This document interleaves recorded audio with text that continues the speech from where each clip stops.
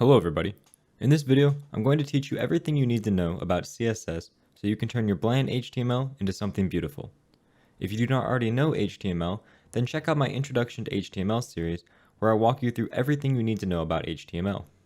I will not be covering every property or option that CSS has to offer because there are hundreds, but I will be covering all of the concepts you need to know in order to get started with CSS. Let's first get started with what CSS is. A common misconception is that CSS is a programming language, but that is incorrect.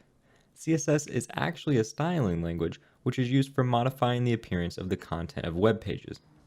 Just as HTML is used for the content of web pages, CSS is used for presentation of that content.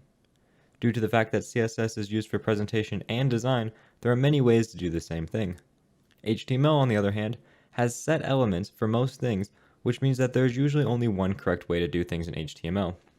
The ability to do things in many different ways is the reason most people either love or hate CSS. I personally love it since it lets you express your creativity and gives you freedom to do things how you want. Now that we understand what CSS is, let's dive into the details of how to use CSS. First, we need to discuss the syntax of CSS. Luckily, the syntax is straightforward and easy to understand. The first part of the syntax is the selector. There are many different types and combinations of selectors, which we'll talk about later, but for now, all you need to know is that a CSS style starts with a selector to apply the style to. Next comes an opening and closing curly bracket that are used to denote the start and end of the styles that apply to the selector. Everything in between these curly brackets will be styles that are applied to the HTML elements that match the selector. Lastly, inside the curly brackets is one or more property value pairs. Each of these pairs defines a property, such as color, font size, width, etc., and a value for that property. A basic example of the CSS syntax will be setting the text color of all H1 elements to blue. Now that we have the syntax out of the way, let's focus on the various selectors. CSS contains many different types of selectors, but the main selectors are element, class, and ID selectors. We've already seen the element selector in the previous example of turning all H1s blue. Any HTML element can be used as a selector, and the styles defined for that selector will apply to all HTML elements of that type. By far the most common and useful selector is the class selector. The class selector lets you select HTML elements based on their class attribute. If you remember from my HTML series, all HTML elements can have attributes assigned to them, such as the href for an anchor tag. A class is just an attribute that all HTML elements can have and is used with CSS to distinguish elements for specific styling. The class attribute can also have multiple different classes in the same attribute as long as they're separated by a space. In order to select an element by class, we need to use a period before the class name as the CSS selector. This period tells CSS that whatever follows is a class name and not an HTML element name. Classes are the most common selector used because they are amazing for creating reusable components. For example, if you have a site with 3 different types of buttons that all share the same basic styling but have a different color, you can use one base class of button to define all of the styles shared between all buttons. You can then have 3 other classes that define the specific color for the button. Then all you need to do is add both the base button class and your color specific class to your HTML button element, and it'll have all the styles defined in the base button class and the color specific class. The last common selector is the ID selector. The ID selector is very similar to the class selector in that it is an HTML attribute, but an element can only have one ID while it can have multiple classes. An ID also should be unique across the entire web page, but HTML does not actually enforce this. To use an ID as a selector, you simply need to use a # followed by the ID name, much like how classes use a period followed by the class name. Our previous example is impossible to do with IDs since IDs are supposed to be unique across a web page and each element can only have one ID. Because of this, I very rarely use IDs. In 99% of all my CSS, I use class selectors and avoid using HTML and ID selectors as much as possible.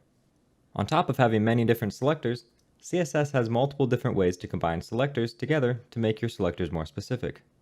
The first way to combine selectors is to specify multiple selectors that an element must have in order to be styled. To do this, you need to write the various different selectors together with no spacing between them. For example, if you wanted to select all H1 elements with the class large heading, then you would write the following selector. If you wanted to select an element with the ID big blue and both the class large and blue, then you would use this selector. All HTML selectors can be combined in this way as many times as you want to create specific or general rules. Another way to combine selectors is to use multiple selectors to specify an ancestor of an element. To do this, you will put a space between the ancestor and child selector. For example, to select all p tags inside a div, you simply need to use the following selector. This will select all p tags that have a div as their ancestor, even if the div tag is not the direct parent of the p tag. This combination of selectors can be combined with the previous combination of selectors to make even more specific selectors. For example, to select all h1 tags with the class of brown that have a header with the class main header as their ancestor, you would do this. The last common combination of selectors is when you want to share a set of style properties and values between multiple selectors. If you have a class big and another class large that both have the same style properties and values, then you can combine these selectors into one selector by using a comma between the selectors. This allows you to avoid duplication. It is important to note that all of the CSS combination selectors can be used together to create even more complex combinations if needed. There is also one other form of selector, the everything selector, that is used to select every element on the entire web page. This selector is defined as the asterisk symbol and is only really used to set some defaults for your entire web page, such as font family. The last thing we need to discuss before writing some CSS is how to load the styles we write into our HTML page. There are three main ways to do this. The first, and by far worst, is to use inline styles. An inline style is CSS that is written directly inside an HTML element and thus does not need a selector. This is done through the use of the style attribute.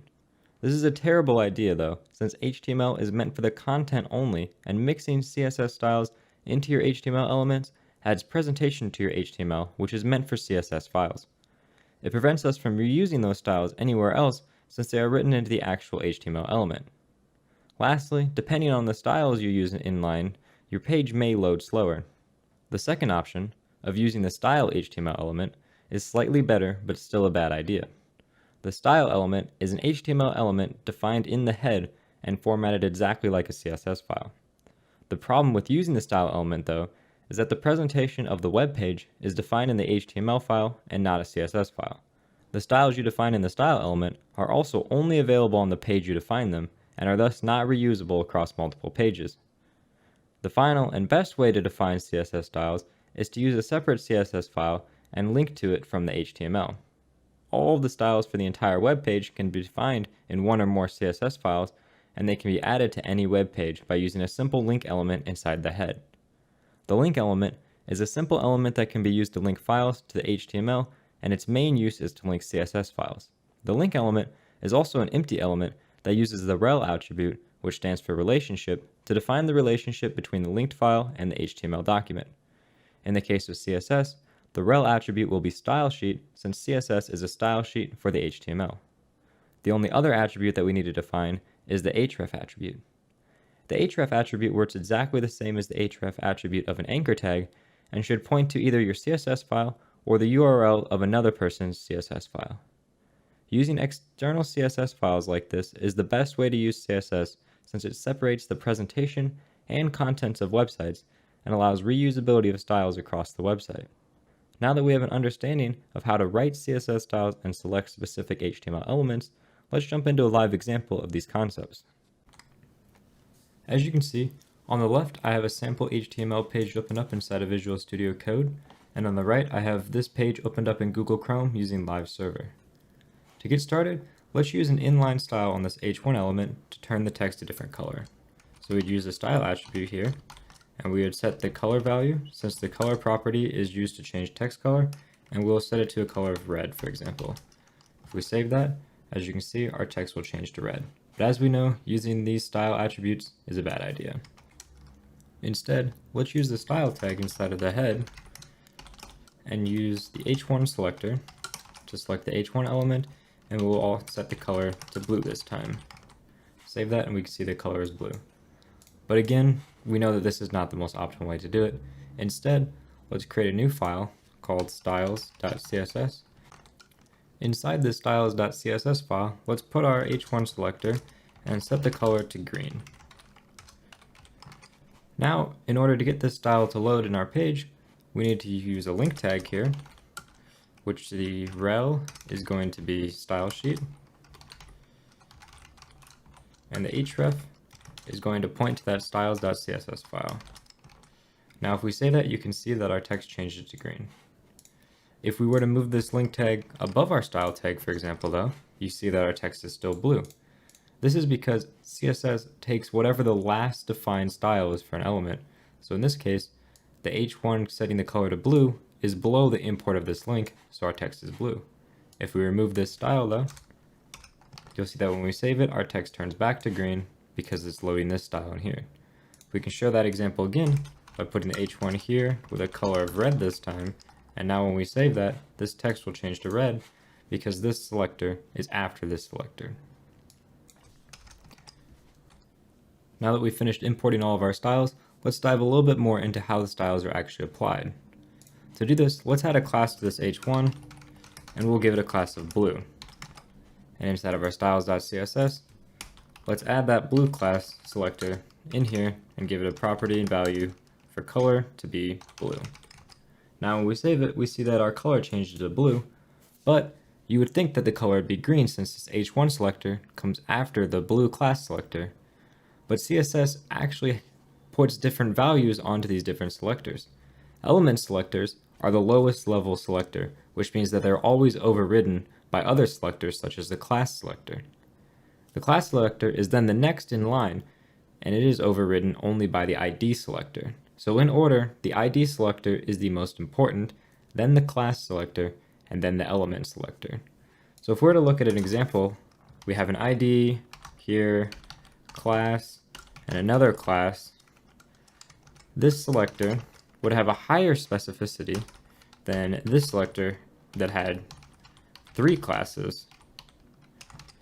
That is because there's an ID here. So the ID setting has a value of 1, and then we have 2 classes here, so the class value would have 2, but this was 3 classes and no ID, so since there's 1 ID on this one, it would be a higher specificity, so anything in here would override anything in here.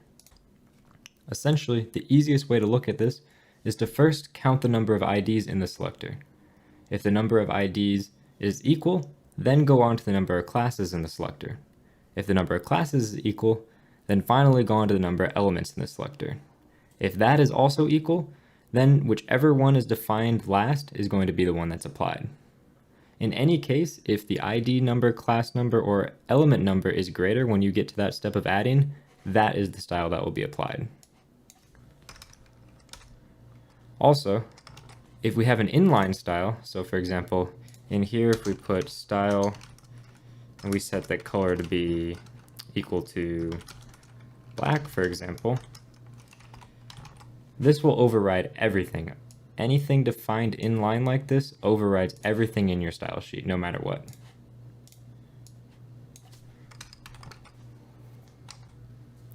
Most HTML elements have a set of default CSS that is applied to them. As you can see, the h1 tag over here has margin on the top and bottom of it, and this p tag has this black text. That is because the text color is inherited from whatever the parent is. This is apparent if we style the body tag in here, and we set the color to be red. This will change all the text in our entire application to be red that is underneath the body tag unless otherwise specified, such as this blue selector here that is specifying the h1 should be blue. This is because the default value for text color is inherit, which means it inherits whatever its parent's value is. Since we've been talking about color so much, let's dive into the different ways that you can define colors in HTML. By default, you can use these simple color selectors of red, green, blue, pink, and various other different colors, but sometimes you want to get more specific than these very generic colors. In order to do that, we'll use hexadecimal colors in order to set these. A hexadecimal number is similar to our decimal system that goes from 0 to 9, but hexadecimal goes from 0 to 15. In order to represent these numbers that are above 9, hexadecimal uses the letters A, B, C, D, E, and F. So if we wanted to write 15 in hexadecimal, you would write the pound sign followed by an F, which would be 15. So for using colors, This hexadecimal is broken up into 3 distinct parts of 2 digits each. So we have the first 2 digits, the second 2 digits, and the third 2 digits. And each set of these digits represents a different color. So the first 2 digits represent red, the middle 2 digits represent green, and the last 2 digits represent blue.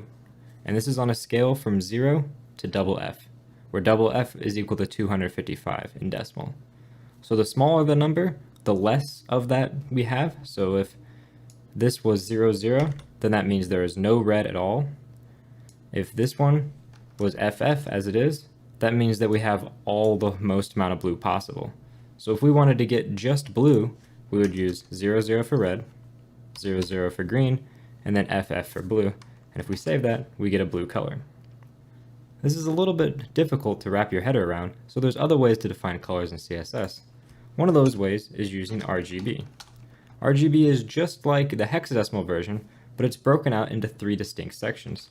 So we have red, which goes between 0 and 255, and this is in decimal, so we can just write 255 if we want entirely red. And the next value is going to be green again, so we can just do 255. And then the last one is going to be blue, and let's just say that's 0. So if we save that, we get yellow. And then another way, if you wanted to have a partially transparent color, is you could use RGBA, where then we have one more value that goes between 0 and 1, which is going to be the transparency. So if it's 1, it means that it is fully opaque, and if it is 0, then it is going to be entirely transparent. And some combination in between there means that it is partially transparent. This partial transparency can also be achieved by using the hexadecimal version of the color, and we would just have an extra 2 digits at the end of the hexadecimal, which represent the transparency. So if we wanted to do black, we would do 0, 0, 0, 0, 0, 0, since we have 0 red, 0 green, and 0 blue. And then the final value will be the alpha value, which will be between 0 and 255 again. So if we wanted to be entirely opaque, we would do FF, save that, and we get entirely opaque black. And if we wanted it to be entirely transparent, just 0, 0, and that'll make it entirely transparent. The last way to define colors in HTML is using HSL, which stands for Hue, Saturation, Lightness. The first value, hue, goes between 0 and 360 and determines which color you're going to be using. We'll just use 0 in this example. Saturation goes from 0 to 100% and determines how colorful this color is. At 100% saturation, it's as bright as it can be, and at 0% saturation, there is no color in it. It is either going to be black, white, or somewhere in between there. So let's just use 100% in this example. And then lastly, lightness is going to determine how bright that color is. So at 100% lightness, which is the max, you're going to have an entirely white color, and at 0% lightness, you're going to have an entirely black color. And anywhere in between there is going to be a different shade of that color. So let's just use 50% in this example. And if we say that, we see that we get red from this. Also, HSL has an HSLA version, which lets you put the alpha value, or the transparency at the end, where 1 is going to be entirely opaque, and 0 is going to be entirely transparent, just like RGBA at the top. Next, we're going to talk about the box model. In order to demonstrate this, I'm going to create a new div element, and I'm going to give it a class of box. There we go. And then in the style, we'll style that box element, and we'll give it a height and a width of 100 pixels, a padding of 20 pixels, a margin of 50 pixels, and a border that is going to be 10 pixels, and it'll be black. Don't worry about the syntax here, this is really just to demonstrate how the box model works. If we save that, first let's give it a background color of red. And now as you can see over here, we have this red background, we have our black border, but where is this margin and padding coming from? In order to see this, let's inspect this element in Google Chrome, pull this over so that we can actually see, and down here we have the box model. So we have our 100 width by 100 height, which is the actual content of our thing, and then around that we have a padding of 20. And on the left here, over here, you can see that it is highlighting. So in blue, we have the actual content, 100 by 100. In orange, we have the padding, which is 20 pixels on each side. Next comes our black border, which is 10 pixels around the padding. And then lastly, our 50 pixels of margin that go around the content. The box model works where the inside of the box model, the very center, is your actual content. This is going to be your text, image, whatever it is that takes up that space is going to be there. And then the very next thing is padding. Padding is essentially just spacing between your content and your border. So on a button, for example, this is what allows you to create space between your letters of your button and the actual border around your button with the background. The background also goes on the padding because the background is inside of the border. Then we have the border, which is self-explanatory. Whatever size you make the border is how wide the border is going to be. And then lastly, we have our margin, which is going to be the space on the outside of the border, which helps you space elements out from each other. Margin is meant to space elements around other elements, and padding is meant to space elements around their own border or to add spacing between the element and their actual background. Now that we understand the box model, let's discuss the various different units that we can use on this box model. Let's close out of this inspector, widen up our view here, and let's talk about, first of all, pixels. Pixels are fairly self-explanatory. They're the unit that you use most of the time when defining content sizes, and is going to be a set fixed width on every size screen. The next unit we have is percentage. Percentage is also fairly self-explanatory and will take up whatever percentage of the given width that the object has inside of its parent. So if we make this width 10%, this box will be 10% of the width of the screen, since the entire width here is how much space we have to work with. A next type of unit that we have is going to be EM. EM is mostly used for fonts and font related situations like padding around fonts, and it scales off of the actual font size. So if your font size is 16 pixels, then 1 EM equals 16 pixels. 2 EM would be 32 pixels, and so on.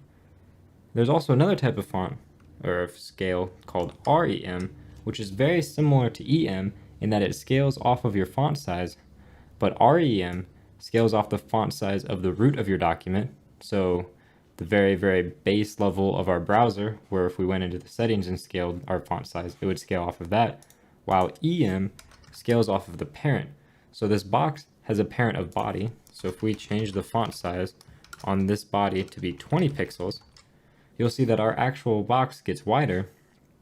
But if we used REM here, the size of the box stays the same, even if we bump this up to 200 pixels, for example. Let's do 30 actually. As you can see, we bumped up to 40, still doesn't change the size. And that right there is pretty much everything you need to know in order to get started with CSS. I know we've covered a lot in this video, and we're still missing a lot of what there is to do in CSS, but with these simple rules, you can get started and create any basic website that you want and style it using these CSS rules. In my next few videos, I'm going to go and cover all the CSS styling needed to create a modern looking banned website. So if you're interested in learning more about CSS and the different properties that are available, be sure to check out those videos when they come out. Also, like this video if you enjoyed it, and subscribe for more similar content, and let me know down in the comments below why you decided you wanted to learn CSS and what you're going to create with it. Thanks for watching.